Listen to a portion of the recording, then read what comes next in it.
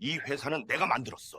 아버지, 이제 그만 좀 쉬시라니까요. 아들에게 버림받고 요양원에서 진짜 가족을 찾게 된 73세 강문수 씨의 이야기 지금 시작합니다. 아버지, 이제 그만 좀 쉬시라니까요. 강재호의 목소리가 회장실 복도에 날카롭게 울렸다. 누군가 지나가는 직원들이 고개를 숙이고 발걸음을 재촉했다. 내가 이 회사를 세웠는데. 예, 알아요. 그래서 지금까지 감사하게 생각하고 있잖아요. 하지만 아버지, 요즘 이사회에서 뭐라는지 아세요? 회장님이 같은 말 3번씩 반복하신다고, 서류에 도장 찍을 때 손이 떨린다고, 그런 얘기들이 다 돌아요. 문수는 아들의 차가운 눈빛을 마주했다. 그 눈에는 걱정이 아니라 계산이 담겨 있었다. 얼마나 오래 참아야 하는지, 언제쯤 정리할 수 있는지를 재는 듯한. 재호야, 나 아직 정신 멀쩡해. 그냥 가끔 깜빡할 뿐이야. 그 가끔이 문제라니까요. 강재호는 서류 가방을 집어들며 등을 돌렸다. 그의 뒤로 며느리 차미경이 조용히 서 있었다.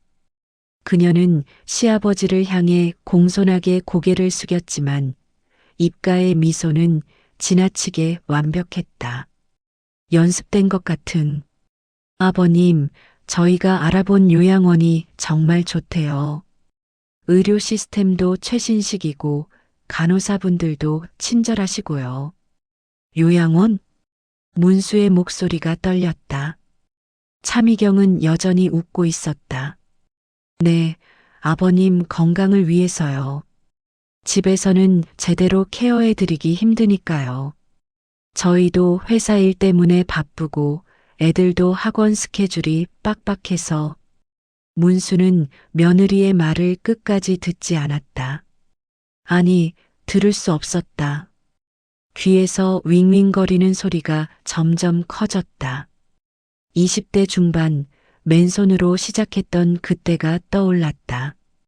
새벽 4시에 일어나 공사 현장으로 달려가던 날들. 흙먼지 속에서 인부들과 함께 삽을 들었던 기억. 첫 프로젝트를 따냈을 때 아내와 어린 재호를 안고 눈물 흘리던 순간. 이 회사는 내가 만들었어. 문수는 중얼거렸다. 하지만 아무도 듣지 않았다. 강재호는 이미 복도 저편으로 사라졌고 차미경은 스마트폰을 들여다보며 누군가에게 메시지를 보내고 있었다. 회장실 책상 위에는 아직도 문수의 명패가 놓여 있었다. 회장 강문수. 하지만 그 명패 옆으로 이미 새로운 명패가 준비되어 있었다. 회장 강재호. 거포장도 뜯지 않은 채. 사흘 뒤 문수는 짐을 쌌다. 아니, 누군가 대신 짐을 싸주었다. 옷가지 몇 벌, 약 봉지, 오래된 사진첩 하나. 그게 전부였다. 아버지, 차 왔어요. 강재호는 현관에 서서 손목시계를 들여다봤다. 오전 약속 시간을 확인하는 듯 했다. 문수가 천천히 계단을 내려오자 재호는 가방을 들어주는 대신 운전기사에게 눈짓을 했다. 잘 모시고 가드려. 예, 사장님. 차 안은 조용했다. 문수는 창밖을 내다봤다. 자신이 살던 집이 점점 멀어졌다. 30년을 살았던 집.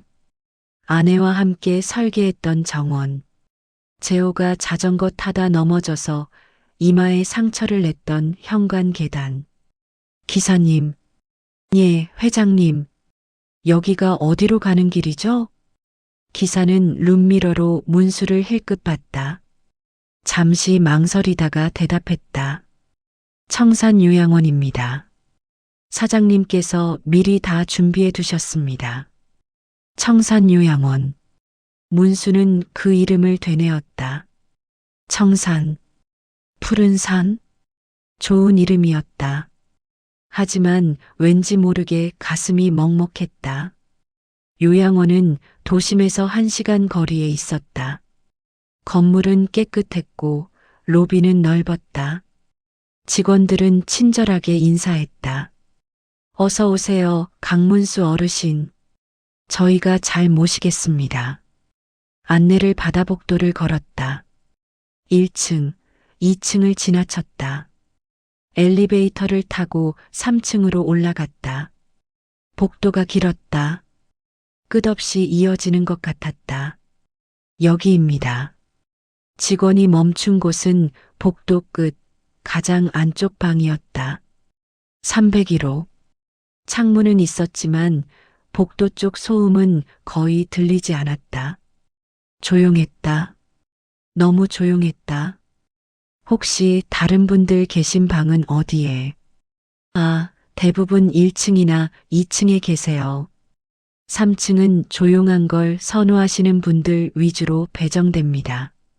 직원은 밝게 웃으며 설명했지만 문수는 알 수 있었다. 이곳은 격리된 공간이었다. 불편한 존재를 치워두는 곳. 짐을 풀고 직원이 나가고 문은 닫혔다. 문수는 침대 끝에 앉아서 방을 둘러봤다. 벽은 하얗고 침대는 단단했고 창밖으로는 나무가 보였다. 하지만 그 어느 것도 낯설지 않게 느껴지지 않았다. 전부 낯설었다. 책상 위에 놓인 전화기를 바라봤다. 수화기를 들어 올렸다. 신호음이 울렸다. 누구에게 전화해야 할까? 재호? 며느리? 손주들? 문수는 천천히 수화기를 내려놓았다. 전화는 오지 않았다. 첫날, 이틀째, 사흘째. 아무도 오지 않았다. 전화도 문자도 방문도 없었다. 문수는 매일 아침 일어나 달력을 봤다. 날짜를 확인했다. 하지만 어느 순간부터 날짜가 중요하지 않게 느껴졌다. 오늘이 월요일인지 목요일인지 12월인지 1월인지 그게 무슨 의미가 있을까? 오늘이 며칠이지? 혼잣말이 늘어갔다. 대답해 줄 사람이 없으니까. 창밖을 내다보는 시간이 길어졌다. 나무에 눈이 쌓였다. 바람이 불면 눈이 날렸다. 가끔 까마귀가 앉았다가 날아갔다. 그게 전부였다. 어느 날 저녁 문수는 거울 앞에 섰다. 거울 속 자신을 오래 들여다봤다. 주름진 얼굴, 흐릿해진 눈동자, 떨리는 손. 나는 누구지?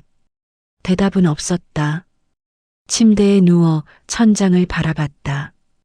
천장에는 작은 얼룩이 있었다. 물이 샌 흔적 같았다. 그 얼룩을 세어봤다. 하나, 둘, 셋 12개. 내가 그렇게 쓸모없는 사람이었나? 목소리가 떨렸다. 복도에서는 가끔 다른 어르신들의 웃음소리가 들렸다. TV 소리도 간호사들의 발자국 소리도 들렸다. 하지만 그 소리들은 문수의 방까지는 닿지 않았다.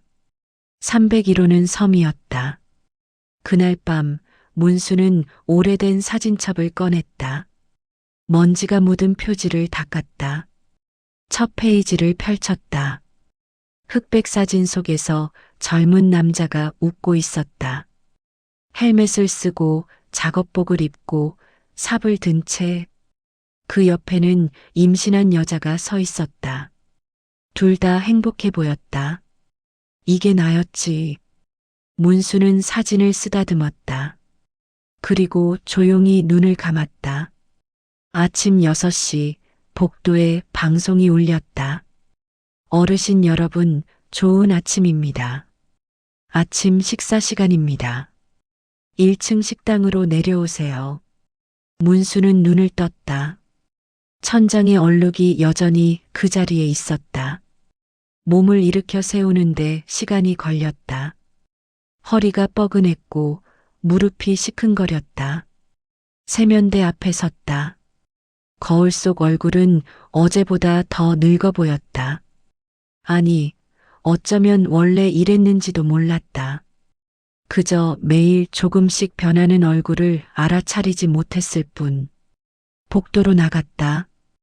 긴 복도를 천천히 걸었다. 다른 방문들은 열려 있었다. 어르신들이 삼삼오오 모여 이야기를 나누고 있었다. 어제 손자가 왔어. 대학 합격했대. 우리 딸은 이번 주말에 온다더라고. 내일 생일인데 며느리가 케이크 가져온대. 문수는 그들을 지나쳤다. 아무도 그를 불러 세우지 않았다. 인사를 건네지도 않았다. 문수 역시 먼저 말을 걸지 않았다. 식당은 1층에 있었다. 넓었다. 창가 자리는 이미 다 차 있었다. 문수는 구석 테이블에 앉았다. 배식을 받았다. 미역국, 흰쌀밥, 나물 반찬. 음식은 따뜻했지만 맛은 느껴지지 않았다.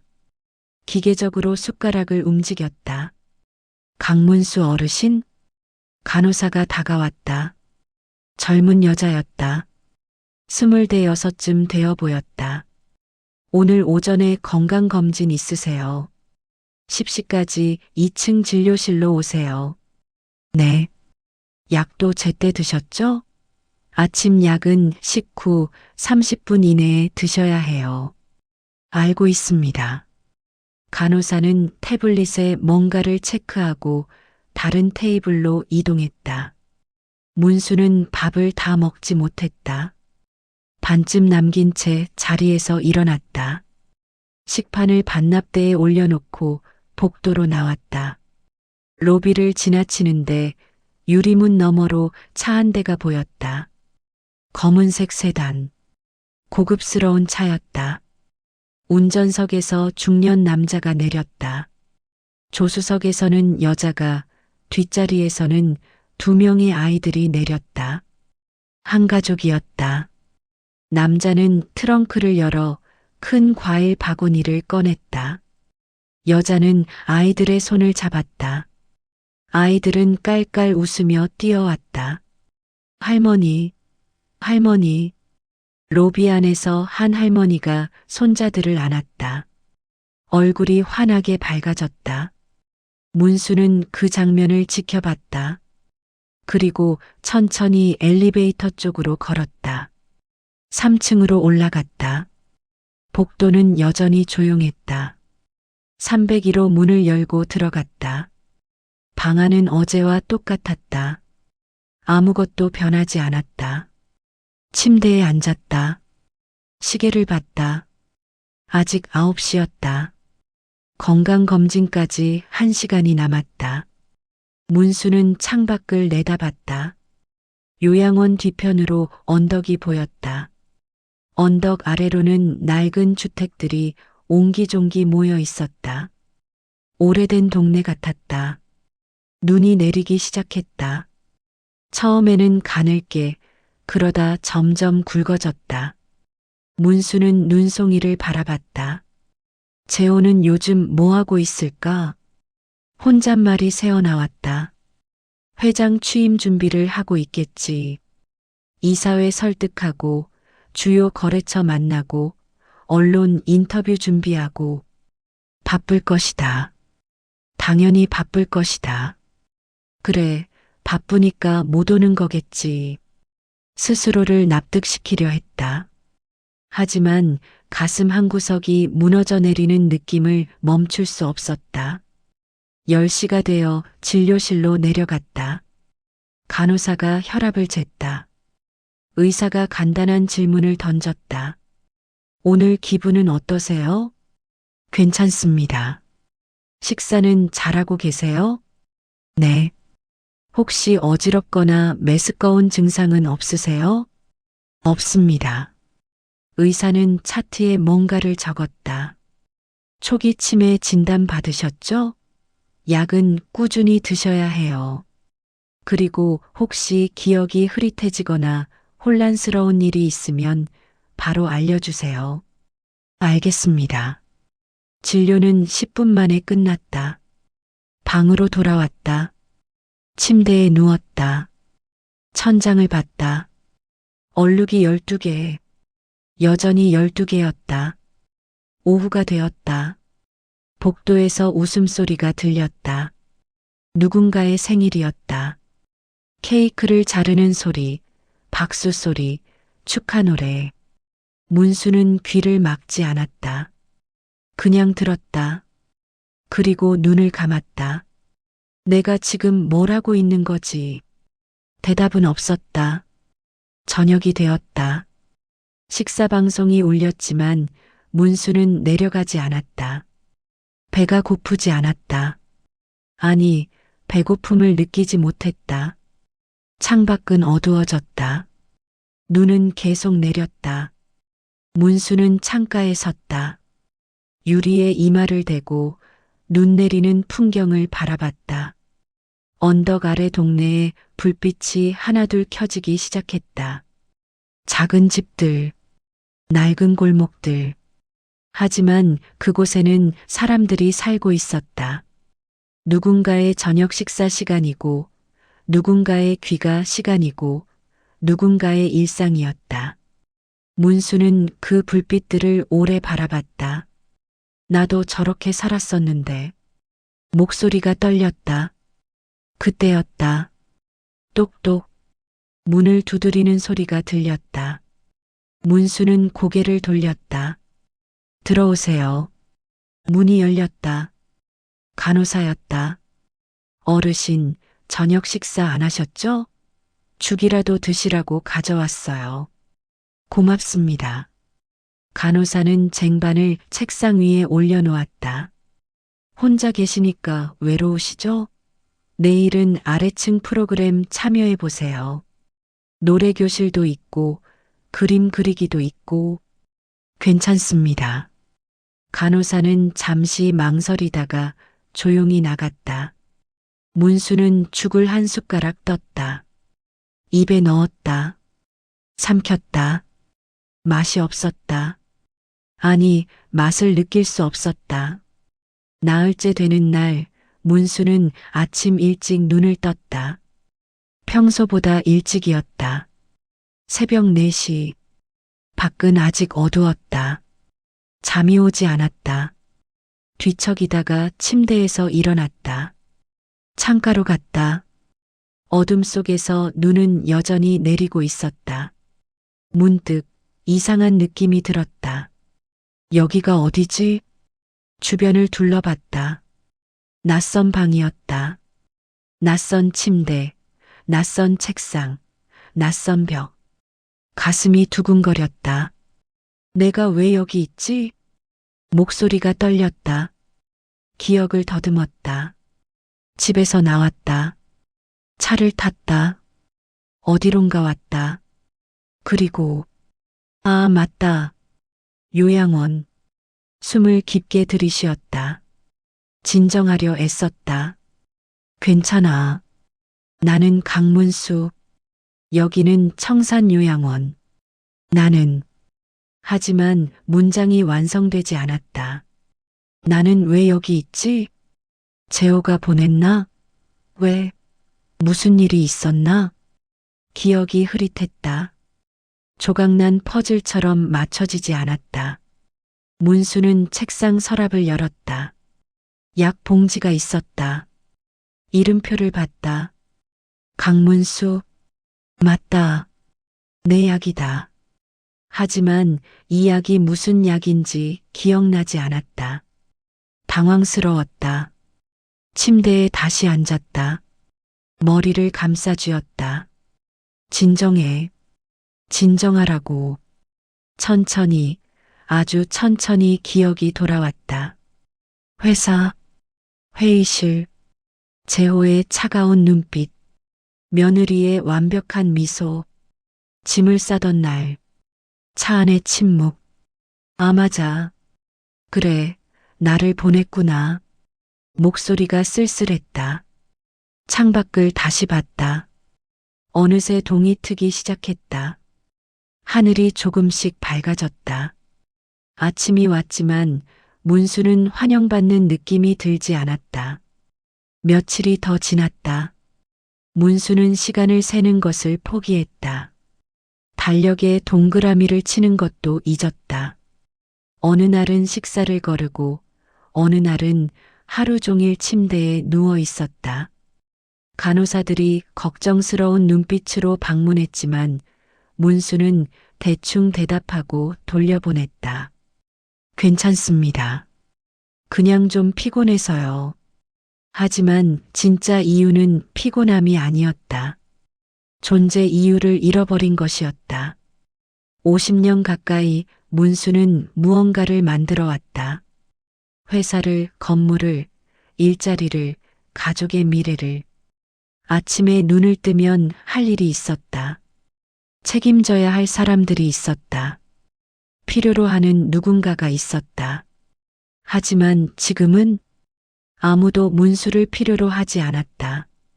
전화는 여전히 오지 않았다. 문자도 없었다. 어느 날 오후 문수는 핸드폰을 꺼냈다. 제호의 번호를 눌렀다. 신호음이 울렸다. 한 번, 두 번, 세 번. 고객님이 전화를 받지 않습니다. 삐소리 후에 문수는 전화를 끊었다. 손주들에게도 전화를 걸어봤다. 첫째 손자 고등학생. 고객님이 전화를 받지 않습니다. 둘째 손녀 중학생. 고객님이 전화를 받지 않습니다. 문수는 핸드폰을 책상 위에 내려놓았다. 그래, 바쁘겠지. 다들 바쁘니까. 스스로에게 말했다. 하지만 믿지 않았다. 그날 밤 문수는 꿈을 꿨다. 젊은 시절의 꿈이었다. 공사 현장에서 인부들과 함께 일하고 있었다. 땀이 흘렀다. 흙먼지가 날렸다.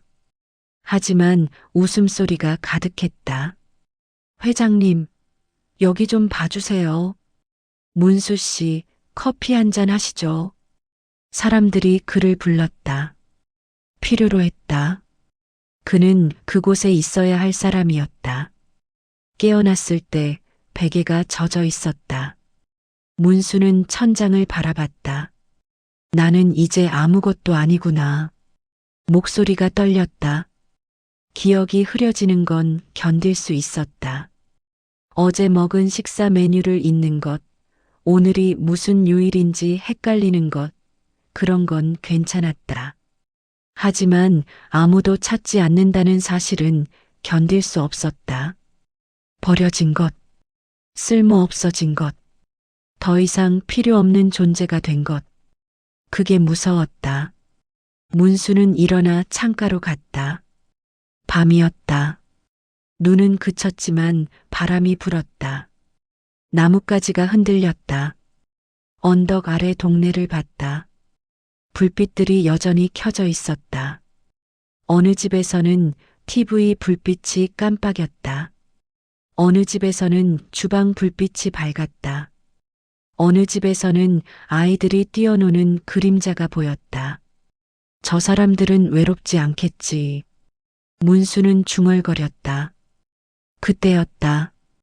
눈에 작은 움직임이 포착되었다. 언덕 아래 좁은 골목길에서 두 명의 작은 그림자가 움직이고 있었다. 아이들 같았다. 추운 날씨에 왜 밖에 있을까? 문수는 눈을 가늘게 뜨고 더 자세히 봤다. 한 명은 키가 조금 컸다. 여자아이 같았다. 다른 한 명은 작았다. 남자아이 같았다. 두 아이는 무언가를 끌고 있었다. 리어카 같은 것. 무엇을 하는 걸까? 문수는 계속 지켜봤다. 아이들은 골목을 돌아 사라졌다. 하지만 문수의 머릿속에는 그 장면이 남았다. 추운 밤, 눈 내린 골목, 무언가를 끄는 두 아이. 이상하네. 문수는 중얼거렸다. 하지만 곧 고개를 저었다. 내 일이 아니야. 나는 아무것도 할 수 없어. 창문을 닫고 침대로 돌아왔다. 하지만 잠이 오지 않았다. 계속 그 아이들이 떠올랐다. 왜일까? 왜 그 아이들이 신경 쓰였을까? 문수는 답을 알 수 없었다. 그냥 잠을 청했다. 하지만 잠은 오지 않았고 밤은 길었다. 새벽 5시 반. 박은서는 알람보다 먼저 눈을 떴다. 습관이었다. 몸이 기억하고 있었다. 이불을 걷고 일어났다. 방은 추웠다. 보일러를 틀 돈이 아까워서 최소한으로만 가동했다. 입김이 하얗게 나왔다. 옆에서 동생 준호가 웅크리고 자고 있었다. 담요를 턱까지 끌어올렸지만 여전히 추운지 몸을 떨고 있었다. 은서는 자신의 이불을 준호에게 덮어주었다. 조금만 더 자. 속삭였다. 부엌으로 나갔다. 아니, 부엌이라 부르기 민망한 공간이었다. 좁은 반지하 방 한쪽 구석에 개수대와 가스레인지가 있을 뿐이었다. 냉장고를 열었다. 김치, 계란 3개, 우유 반 팩, 식빵 2장. 오늘은 계란 하나만 써야겠다. 중얼거렸다. 프라이팬을 달궜다. 기름을 두르지 않았다.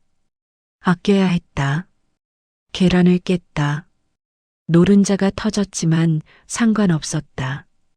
어차피 스크램블로 만들 거였다. 식빵을 꺼내 준호 것과 자신의 것을 반으로 나눴다. 준호 쪽이 조금 더 컸다. 물을 끓였다. 보리차 티백을 넣었다. 설탕은 넣지 않았다. 없었다. 누나. 뒤에서 준호의 목소리가 들렸다. 은서는 돌아봤다. 준호가 비틀거리며 일어나 부엌으로 왔다. 일찍 일어났네.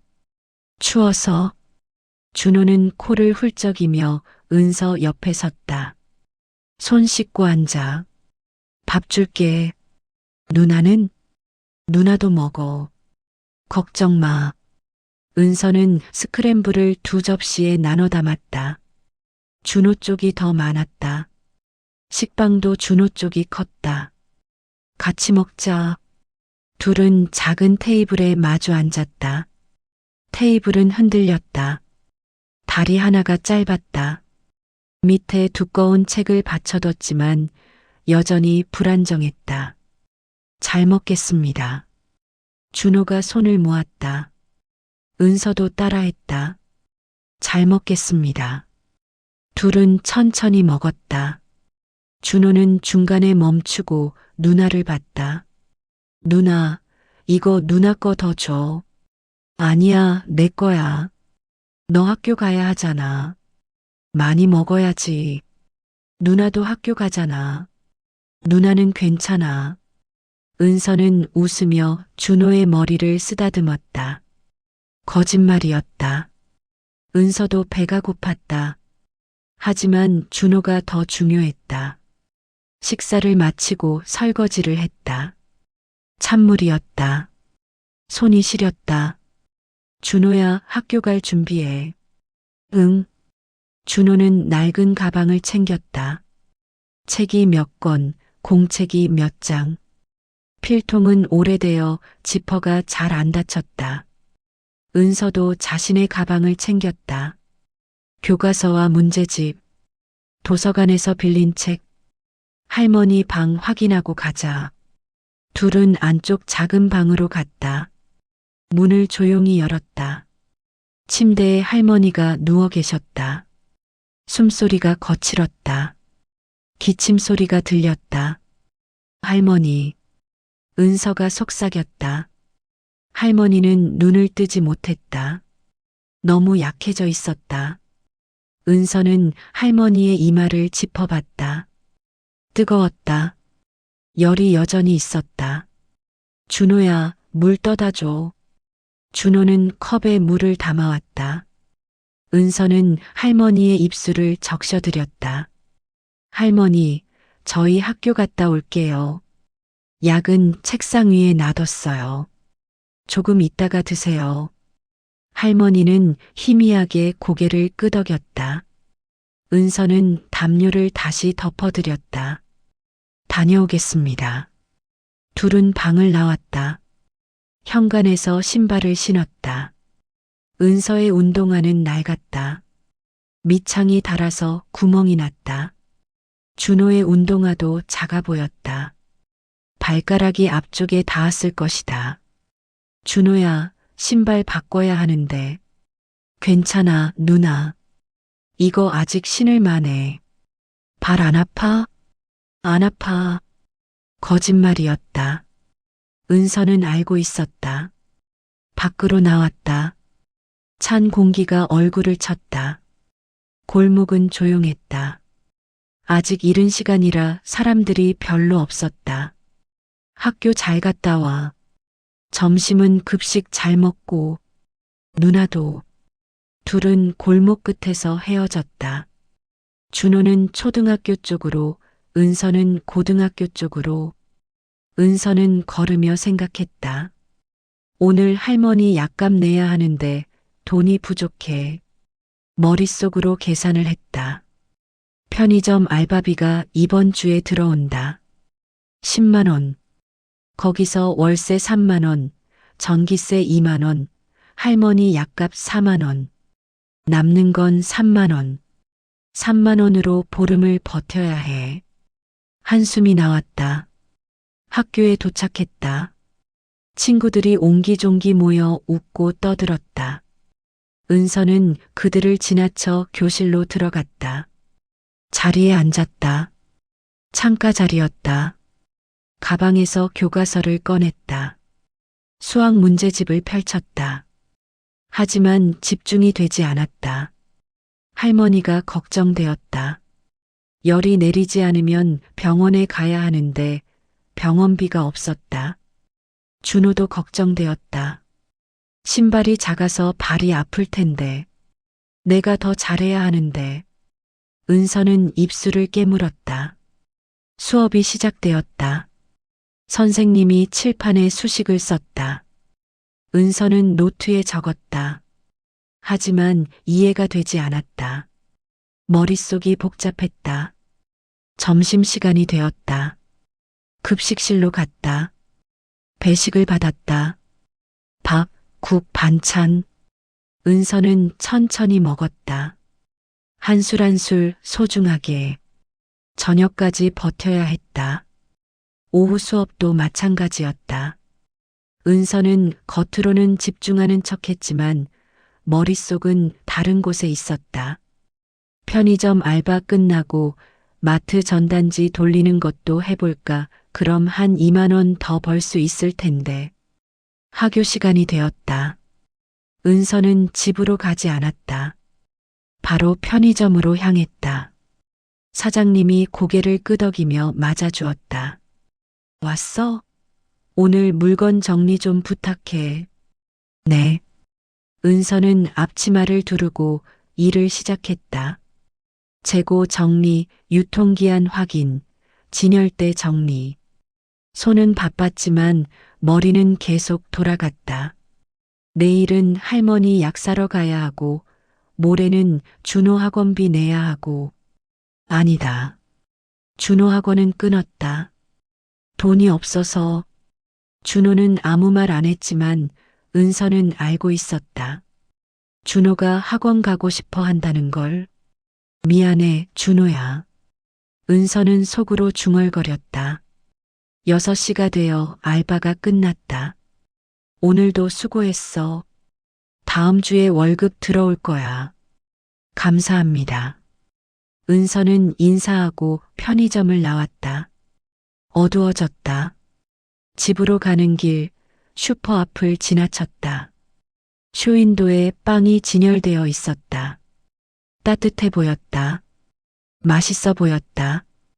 준호가 좋아할 것 같았다. 하지만 은서는 그냥 지나쳤다. 집에 도착했다. 문을 열고 들어갔다. 누나. 준호가 반갑게 뛰어왔다. 할머니는 아직 주무세요.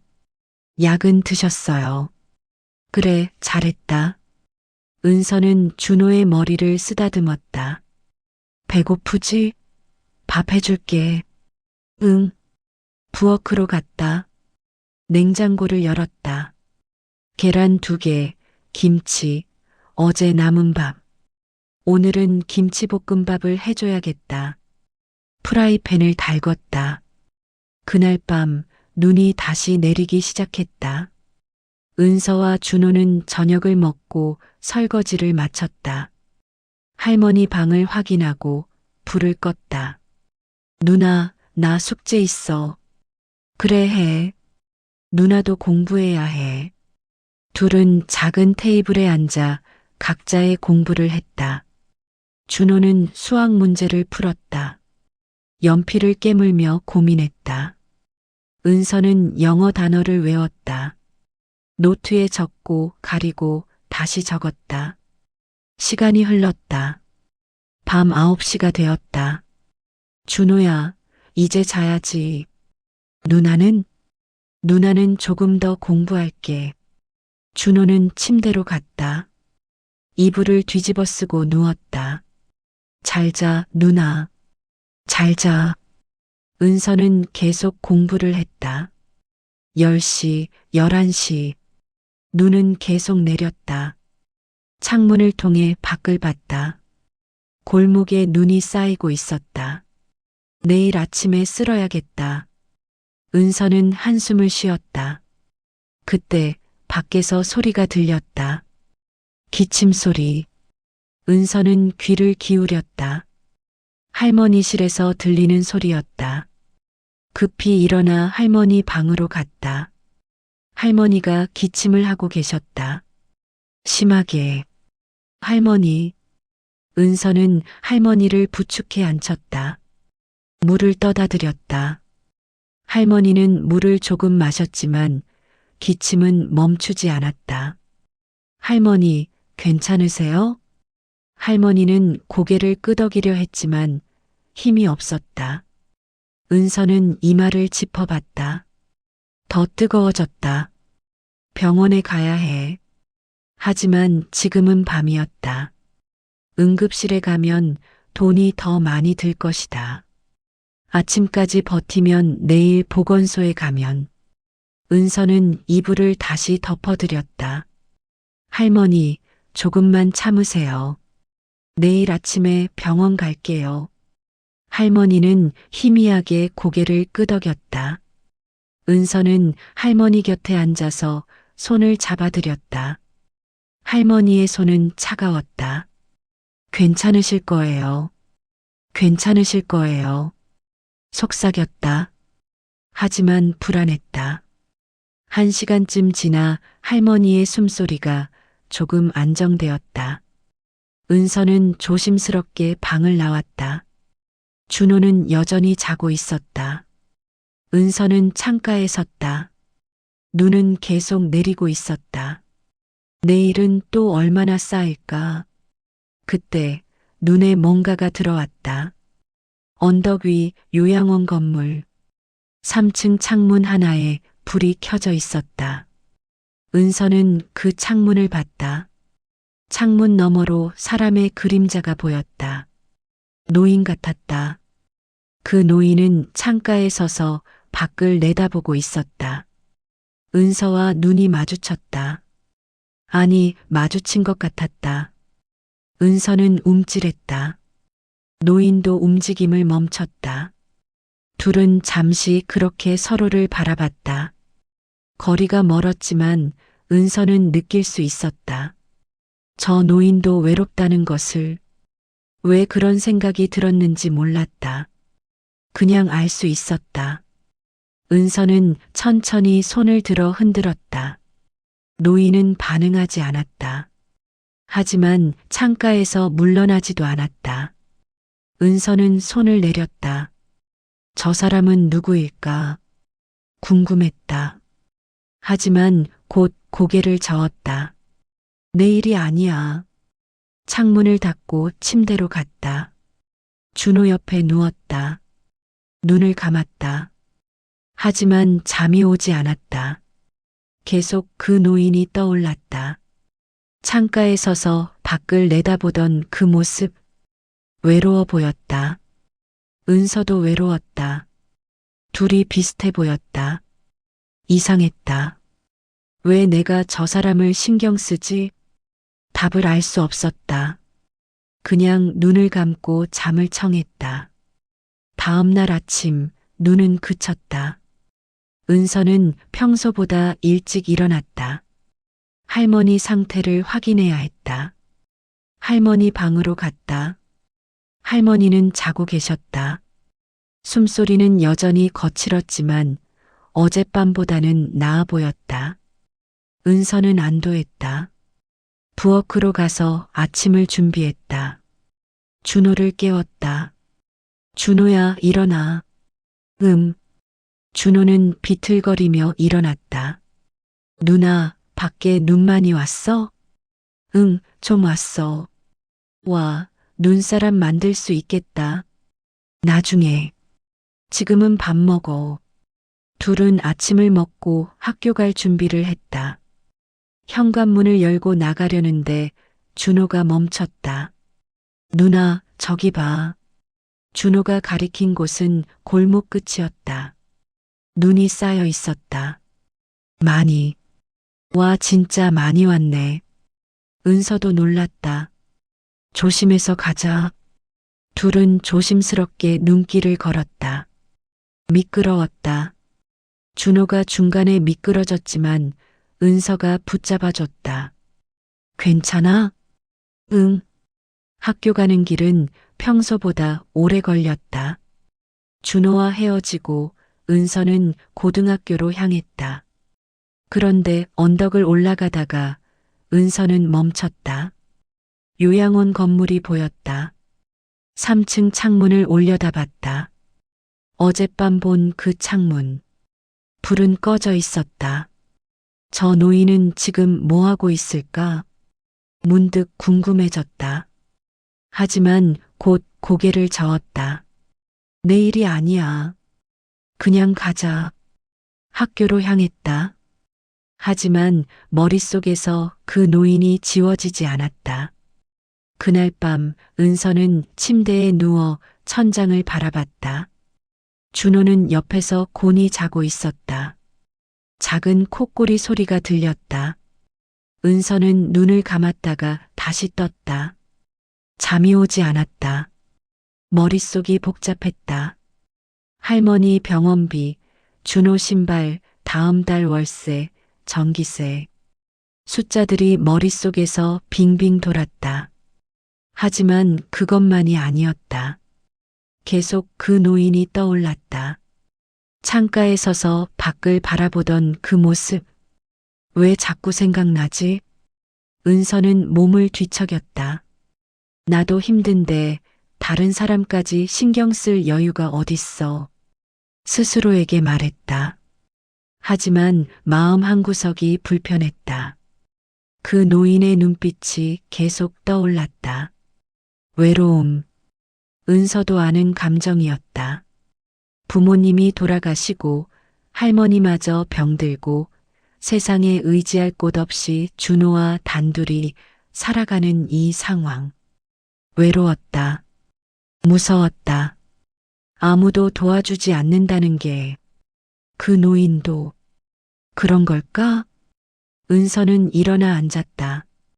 창문으로 갔다. 밖은 어두웠다. 눈은 그쳤지만 바람이 불었다. 언덕 위 요양원을 봤다. 3층 창문에 불이 켜져 있었다.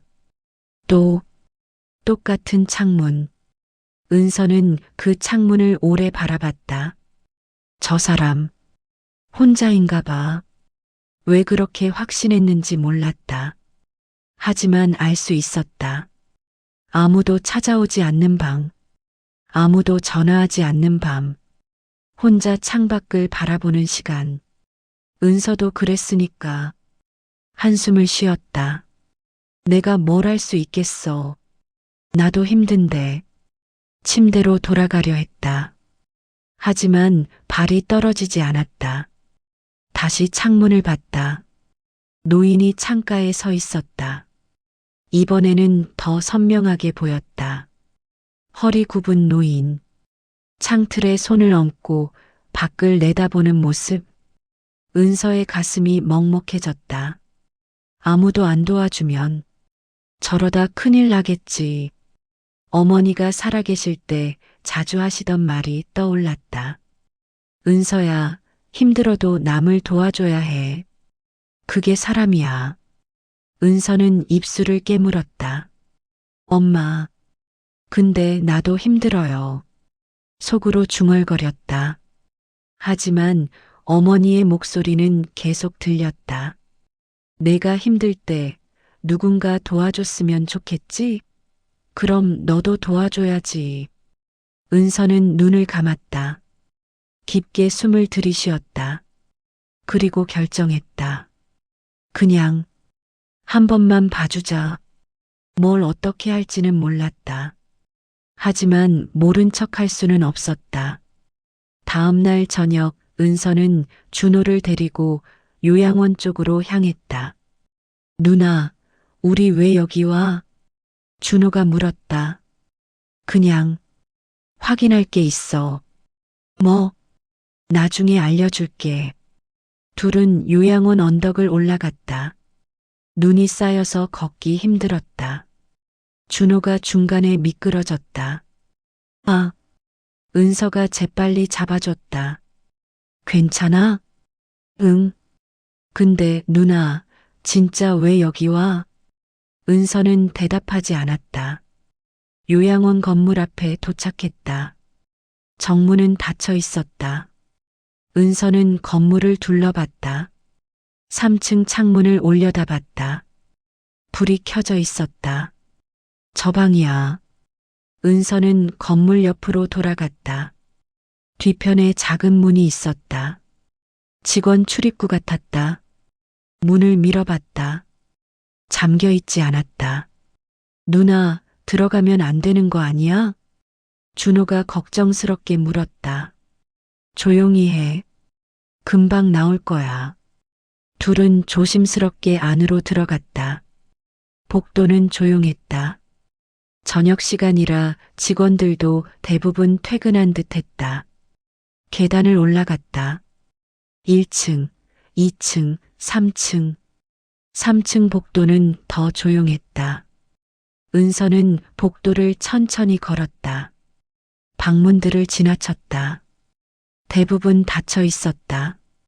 복도 끝에 다다랐다. 301호. 문 밑으로 불빛이 새어나왔다. 은서는 잠시 망설였다. 내가 지금 뭐 하는 거지? 하지만 이미 여기까지 왔다. 손을 들어 문을 노크하려 했다. 그런데 준호가 은서의 옷자락을 잡아당겼다. 누나, 나 무서워. 괜찮아. 누나가 있잖아. 근데 그때 안에서 소리가 들렸다. 기침 소리. 은서는 귀를 기울였다. 노인의 기침 소리였다. 심하게 기침했다. 은서의 마음이 급해졌다. 괜찮으신 건가? 문을 두드렸다. 똑똑. 누구세요? 안에서 목소리가 들렸다. 약한 목소리였다. 은서는 입을 열었다.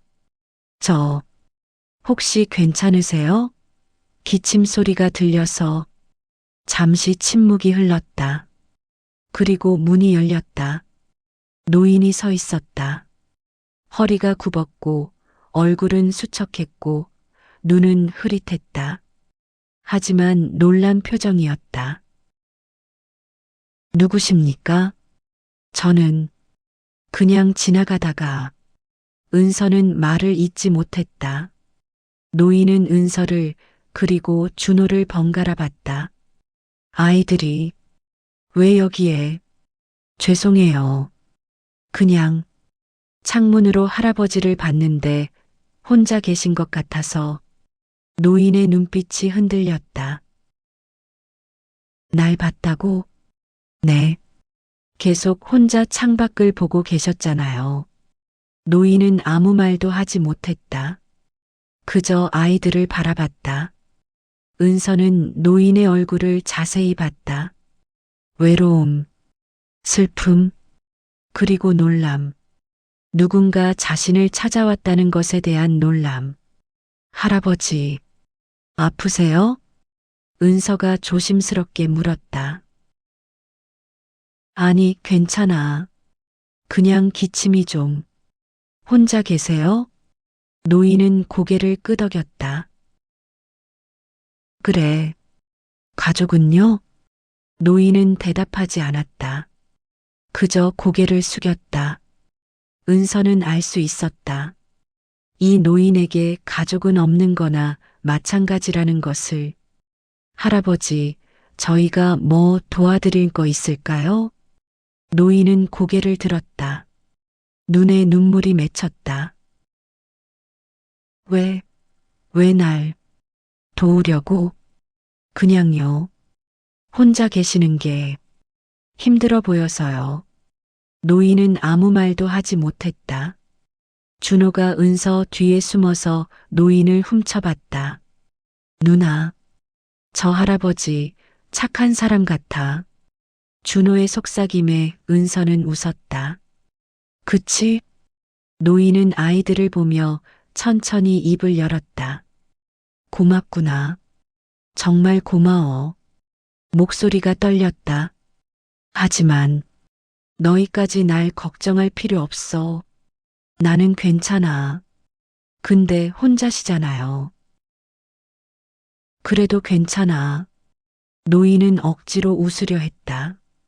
하지만 그 미소는 너무 슬펐다. 은서는 알았다. 이 노인은 괜찮지 않다는 것을. 할아버지, 저희 내일도 와도 돼요? 뭐, 그냥요. 할아버지 혼자 계시면 심심하실 것 같아서. 노인은 눈을 크게 떴다. 너희가 나를 다시 찾아온다고? 네. 안 되세요? 노인은 고개를 저었다.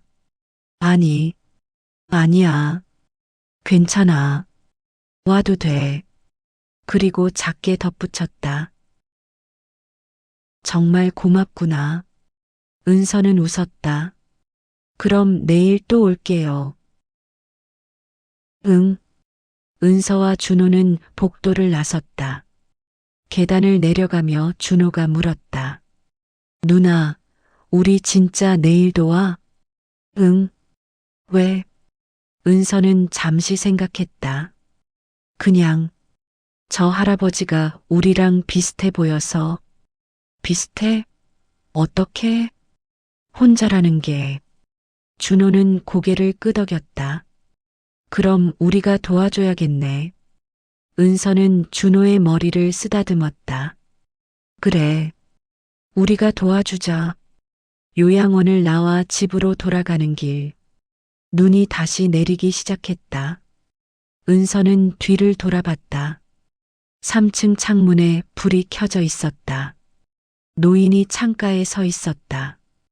그리고 손을 흔들고 있었다. 은서도 손을 흔들었다. 준호도 따라서 손을 흔들었다. 노인은 계속 손을 흔들었다. 은서는 웃었다. 혼자가 아니에요, 할아버지. 이제 우리가 있어요. 속으로 중얼거렸다. 집에 돌아와서도 은서는 계속 그 노인을 생각했다. 외로워 보이던 얼굴, 손을 흔들던 모습, 내가 잘한 걸까? 확신은 없었다. 하지만 후회는 없었다. 그날 밤 은서는 처음으로 편하게 잠들 수 있었다. 며칠이 지났다. 은서와 준호는 매일 저녁 요양원을 찾았다. 처음에는 짧게 인사만 하고 갔다. 할아버지, 오늘 기분 어때요? 괜찮아. 너희가 와줘서 좋구나. 다음에는 조금 더 오래 머물렀다. 은서는 할아버지에게 학교 이야기를 해줬다. 준호는 자기가 그린 그림을 보여줬다. 할아버지, 이거 봐요. 눈사람이에요. 와, 잘 그렸네. 정말 눈사람 같아. 문수는 아이들의 이야기를 들으며 웃었다. 오랜만에 웃었다. 사흘째 되는 날, 은서는 할머니가 끓여주신 미역국을 보온병에 담아왔다. 할아버지, 이거 드세요. 할머니가 끓여주셨어요. 할머니? 네. 저희 할머니. 많이 편찮으시지만 오늘은 좀 괜찮으셨어요. 문수는 보온병을 받아들었다. 손이 떨렸다. 고맙구나. 정말 고마워. 국을 한 숟가락 떴다. 따뜻했다. 맛있었다. 오랜만에 느껴보는 온기였다. 맛있니? 응. 정말 맛있어. 문수의 눈에 눈물이 맺혔다. 은서는 그 모습을 보며 가슴이 찡했다. 이 할아버지 정말 혼자였구나. 닷새째 되는 날, 문수는 아이들에게 자신의 이야기를 해줬다. 나는 옛날에 회사를 만들었단다. 작은 회사였지만 열심히 키웠어. 그리고 아들에게 물려줬지. 그럼 아들분은요? 아들은 나를 여기에 보냈어. 왜요? 내가 늙었으니까. 쓸모 없어졌으니까. 은서는 할 말을 잃었다. 준호가 물었다. 할아버지는 쓸모없지 않아요. 문수는 준호를 보며 쓸쓸하게 웃었다. 그렇게 생각해주니 고맙구나. 은서는 문수의 손을 잡았다. 할아버지는 우리한테 소중한 사람이에요. 문수는 은서의 손을 꽉 잡았다. 너희가 있어서 내가 살아있는 것 같아. 일주일째 되는 날 밤, 눈보라가 몰아쳤다. 바람이 세차게 불었고 눈이 거세게 내렸다. 은서는 집에서 창밖을 바라봤다. 오늘은 못 가겠다. 너무 위험해. 하지만 마음이 불안했다. 할아버지가 걱정되었다. 혼자서 저 눈보라를 견디고 계실까? 할머니 방에서 기침 소리가 들렸다. 은서는 할머니 방으로 갔다. 할머니는 침대에 누워 힘들게 숨을 쉬고 계셨다. 할머니, 괜찮으세요? 할머니는 고개를 끄덕이려 했지만 기침이 터져 나왔다. 은서는 물을 떠다 드렸다. 병원에 가셔야 하는데. 하지만 돈이 없었다. 응급실은 비쌌다. 지금 가면 이번 달 생활비가 바닥날 것이다. 내일 아침에 동네 의원에 가자. 은서는 할머니를 다독이며 속으로 되뇌었다. 밤은 깊어갔다. 눈보라는 점점 더 거세졌다.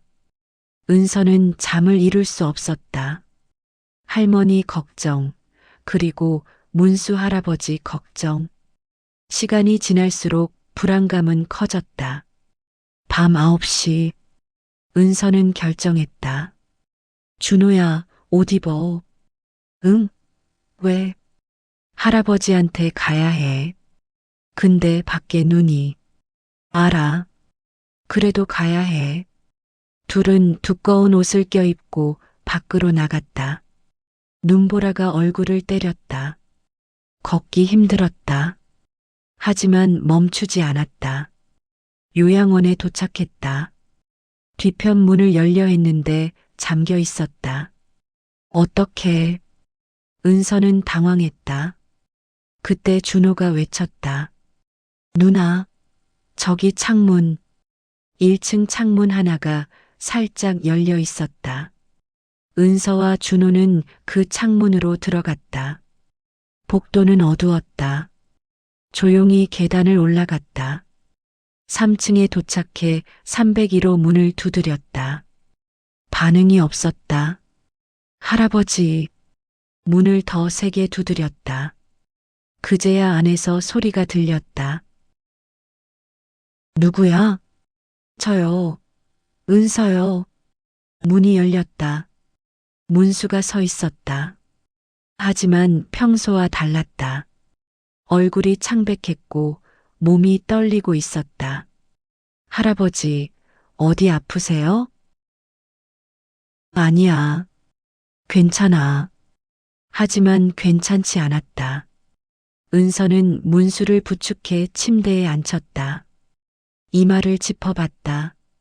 뜨거웠다. 할아버지, 열이 있어요.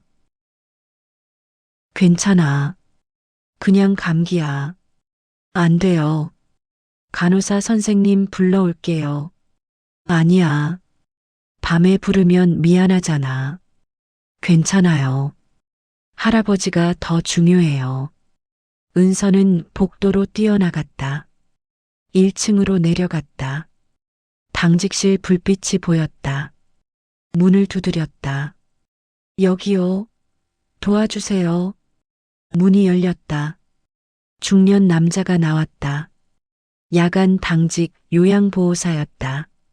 무슨 일이에요? 3층 301호 할아버지가 열이 많이 나요. 요양보호사는 곧바로 움직였다. 알았어요. 내가 가볼게요. 셋은 함께 3층으로 올라갔다. 요양보호사는 문수를 살폈다. 체온을 재고 맥박을 확인했다. 이건 응급실에 가셔야겠어요. 응급실이요? 네. 열이 너무 높아요. 지금 39도가 넘어요. 요양보호사는 전화를 걸었다. 네, 여기 청산요양원인데요. 환자 한 분 응급실 이송 부탁드립니다. 잠시 후 구급차가 도착했다. 응급구조사들이 들것을 들고 올라왔다. 문수를 들것에 옮겼다. 보호자분은 같이 가셔야 하는데요. 요양보호사가 말했다. 보호자 연락처가 있나요? 은서가 작게 말했다. 아무도 안 받으실 거예요. 요양보호사는 한숨을 쉬었다. 일단 제가 같이 가겠습니다. 병원 도착하면 다시 연락드릴게요. 문수는 들것에 실린 채 은서와 준호를 바라봤다. 너희들 고맙다. 할아버지. 은서와 준호가 외쳤다. 문수는 손을 들어 아이들을 향해 흔들었다. 정말 고마워. 너희가 아니었으면. 목소리가 떨렸다. 구급차가 출발했다.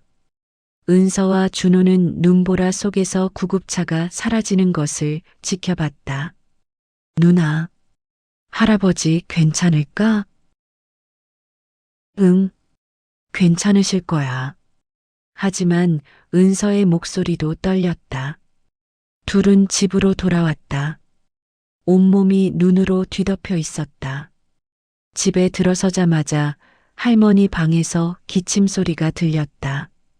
은서는 급히 할머니 방으로 갔다. 할머니는 여전히 기침을 하고 계셨다. 할머니. 은서는 할머니 곁에 앉았다. 물을 떠다 드렸다. 할머니도 병원에 가셔야 하는데. 하지만 은서는 어떻게 해야 할지 몰랐다. 돈이 없었다. 할머니와 문수 할아버지 둘 다 아픈데. 은서는 눈물이 날 것 같았다. 하지만 참았다. 준호 앞에서 울 수 없었다. 누나, 우리 내일 할아버지 병원 가볼까? 준호가 물었다. 응, 가보자. 은서는 준호의 손을 잡았다. 그날 밤 은서는 오래 잠들지 못했다. 창밖의 눈보라를 바라보며 생각했다. 문수 할아버지, 괜찮으실까? 그리고 할머니를 생각했다. 할머니도 빨리 병원에 모셔야 하는데. 은서는 주먹을 꽉 쥐었다. 내가 더 열심히 해야 해. 돈을 더 벌어야 해. 밤은 길었고 눈보라는 멈추지 않았다. 다음 날 아침 눈은 그쳤지만 하늘은 여전히 흐렸다. 은서는 일찍 일어나 할머니를 살폈다. 할머니의 열은 조금 내린 것 같았다. 할머니, 오늘 병원 가야 해요. 할머니는 고개를 저었다. 괜찮아. 돈 아까워. 안 돼요. 할머니 건강이 더 중요해요. 은서는 단호하게 말했다. 준호와 함께 할머니를 부축해 동네 의원으로 갔다. 진료를 받았다. 폐렴 초기 증상이에요. 약 드시고 푹 쉬셔야 해요. 의사가 말했다. 입원은요? 일단 약으로 지켜보고 더 나빠지면 입원하셔야 해요. 은서는 처방전을 받았다. 약국에서 약을 샀다. 3만 원. 은서의 지갑이 가벼워졌다. 이제 남은 돈이 계산했다. 2만 원. 한숨이 나왔다.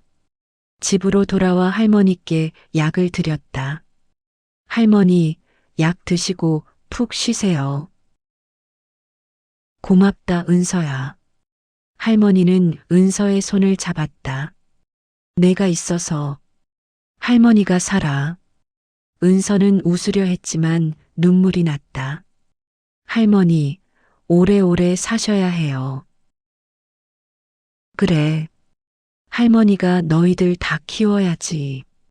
은서는 할머니의 손을 꽉 잡았다. 오후가 되어 은서는 준호와 함께 병원으로 향했다. 문수 할아버지가 입원한 병원. 응급실 접수대에서 물었다. 강문수 할아버지 찾아왔는데요. 보호자세요? 아니요. 그냥 아는 사람이에요. 간호사는 컴퓨터를 확인했다. 일반 병동으로 옮기셨어요. 3층 304호입니다. 감사합니다. 은서와 준호는 3층으로 올라갔다. 304호 문을 열었다. 문수가 침대에 누워 있었다. 링거를 맞고 있었다. 할아버지. 문수는 눈을 떴다. 은서? 준호? 네, 저희예요. 둘은 침대 곁으로 달려갔다. 문수는 아이들을 보며 웃었다. 너희들이 날 살렸구나. 할아버지, 괜찮으세요? 응, 많이 나아졌어. 의사 선생님이 하루만 늦었어도 큰일 날 뻔했대. 은서는 가슴을 쓸어내렸다. 다행이다. 문수는 아이들의 손을 잡았다. 너희가 아니었으면 난 어떻게 됐을지 몰라. 할아버지, 그런 말씀 마세요. 아니야. 정말이야. 너희는 내 가족도 하지 않은 일을 해줬어. 문수의 눈에 눈물이 맺혔다. 너희들은 나를 버리지 않았어. 나를 필요로 해줬어. 은서도 눈물이 났다. 할아버지, 우리도 할아버지가 필요해요. 그래, 나도 너희가 필요해. 셋은 손을 꽉 잡았다. 그 순간 문수는 깨달았다. 가족은 피가 아니라는 것을, 끝까지 곁에 남아주는 사람이 진짜 가족이라는 것을. 문수는 사흘 동안 병원에 입원했다. 그 사흘 동안 은서와 준호는 매일 병문안을 왔다. 학교가 끝나면 곧바로 병원으로 달려왔다. 할아버지, 오늘 급식으로 카레 나왔어요. 할아버지, 제가 수학시험 100점 맞았어요. 준호는 신나게 떠들었고 은서는 조용히 병실을 정리했다. 문수는 아이들을 보며 행복했다. 이런 게 가족이구나 생각했다. 사흘째 되는 날 의사가 말했다. 많이 좋아지셨어요. 내일 퇴원하셔도 됩니다. 감사합니다. 문수는 고개를 숙였다. 하지만 마음 한편이 무거웠다. 퇴원하면 다시 요양원으로 돌아가야 하는구나. 그 끝방으로, 혼자인 그곳으로. 은서는 문수의 표정을 읽었다. 할아버지, 걱정되세요? 응. 요양원으로 돌아가시는 거요. 문수는 놀랐다. 어떻게 알았니? 할아버지 표정 보면 알아요. 은서는 잠시 망설이다가 입을 열었다. 할아버지, 우리 집에 오시는 건 어때요? 뭐, 우리 집이요. 좁긴 하지만 할아버지 계실 곳은 만들 수 있어요. 문수는 믿을 수 없다는 표정이었다. 은서야, 너희 집도 힘든데 나까지 어떻게 해? 괜찮아요. 할머니도 할아버지 오시면 좋아하실 거예요. 하지만 준호가 끼어들었다. 할아버지, 우리랑 같이 살아요. 저 할아버지랑 같이 살고 싶어요. 문수는 아무 말도 할 수 없었다. 목이 메었다. 정말 괜찮겠니? 네. 은서와 준호가 동시에 대답했다. 문수는 고개를 숙였다. 눈물이 흘렀다. 고맙다. 정말 고마워. 다음 날 오전, 문수는 퇴원했다. 병원비는 요양원에서 처리해줬다. 은서와 준호가 문수를 데리러 왔다. 할아버지, 가요. 셋은 병원을 나와 은선의 집으로 향했다. 언덕을 내려가 좁은 골목으로 들어갔다. 낡은 반지하 집 앞에 섰다. 여기가 너희 집이구나. 네. 좁지만 들어오세요. 문을 열었다. 좁았다. 정말 좁았다. 하지만 따뜻했다. 문수는 신발을 벗고 안으로 들어갔다. 작은 부엌, 작은 방 2개, 작은 거실. 하지만 깨끗했다. 은서가 매일 청소한 티가 났다. 할머니, 손님 오셨어요. 은서가 안쪽 방으로 들어가 할머니를 모셨다. 할머니는 지팡이를 짚고 천천히 나왔다. 나이는 70대 중반 되어 보였다. 얼굴은 수척했지만 눈빛은 따뜻했다. 어서 오세요. 할머니가 인사했다. 문수도 허리를 숙였다. 안녕하세요. 강문수라고 합니다. 우리 은서한테 많이 들었어요. 앉으세요. 둘은 작은 거실에 마주 앉았다. 은서가 차를 끓여왔다. 보리차였다. 할머니, 할아버지가 당분간 우리 집에서 지내실 거예요.